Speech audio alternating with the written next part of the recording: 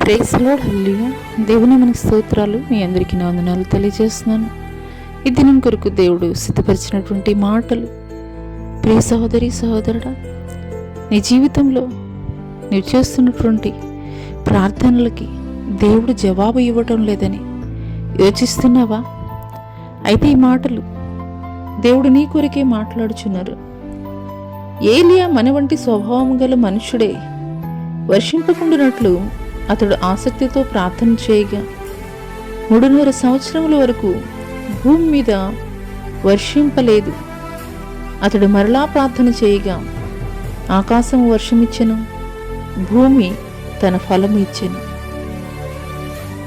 ఈ మాటలు వింటున్నటువంటి ప్రియనేస్తమా, ఇంతవరకు నీ జీవితంలో నీవు జరిగించినటువంటి ప్రార్థన జవాబు పొందలేనటువంటి ప్రార్థనగా ఉన్నదా? అయితే ఈ మాటలు దేవుడు నీ కొరకే మాట్లాడుచున్నారు. ఏలియా చేసినటువంటి ప్రార్థన రోషము కలిగినటువంటి ప్రార్థన, దేవుడు పక్షముగా నిలబడి జరిగించినటువంటి ప్రార్థన. అందుకొరకి ఏలియా చేసినటువంటి ప్రార్థన దేవుడు ఆలకించాడు.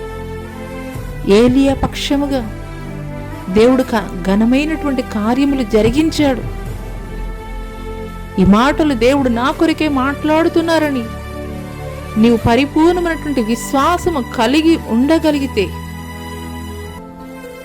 ఒక ఏలియా లాగా దేవుడు పక్షముగా రోషము కలిగినటువంటి ప్రార్థన నీవు చేయగలిగినట్లయితే, ఒక ఏలియా జీవితంలో దేవుడు జరిగించినటువంటి ఘనమైనటువంటి కార్యములు, ఏలియా ద్వారా దేవుడు జరిగించినటువంటి ఘనమైన కార్యములు నీ జీవితంలో నిన్ను కూడా దేవుడు నిలబెట్టి జరిగించబోతున్నాడు.